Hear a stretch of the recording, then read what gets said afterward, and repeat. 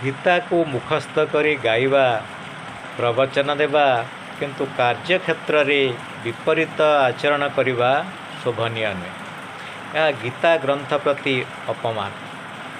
गीता सुगीता कर्तव्या बोली कहती मात्र अर्थ बुझती नहीं। गीता को भल भाव पढ़ी अर्थ बुझा एवं ताहाकू निजर कर्तव्य क्षेत्र में प्रयोग करने को उपदेश दि जाए।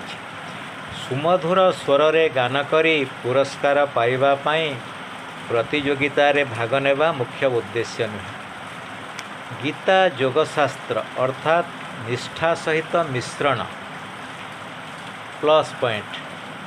योग कर्म मध्यरे कौशल, योग ही समता, योग ही अभ्यास, योग अप्राप्त वस्तुर प्राप्ति, योग योगर रक्षण को क्षेम कहुए।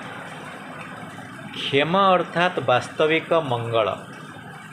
जेकोसी कार्य करुवा बेले आमर मनरे चिंता रहिबा दरकार आमे विश्वर मंगल पाई करुछु, समाजर मंगल पाई करुछु। यही प्रकार धारणा गीतार प्रत्येक स्तर रे प्रत्येक अध्याय रे वर्णना करा जायछि। गीता मानव समाज पाई एक मोहभंग शास्त्र। अर्जुनंकर विषाद समय रे स्वधर्म अर्थात निज कर्तव्य पथरे जीवा पाई प्रेरणा देइछन्ति जगद्गुरु आदर्श शिक्षक भगवान श्रीकृष्ण। अर्जुन जिज्ञासु आदर्श शिष्य। अर्जुन आग्रह रे गुरु श्रीकृष्ण को निजर समस्त शंका और व्यथा दूर करने पाई पचारुछन्ति। गुरु श्रीकृष्ण सस्नेह उत्तर देउछन्ति, भल भाव बुझाउछन्ति।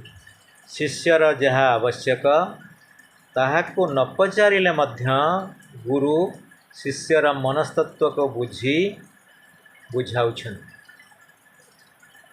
योगर संचार करुछन्ति, योजनाबद्ध भावरे उद्बोधन देउछन्ति, प्रेरणा देई उत्साहित करुछन्ति।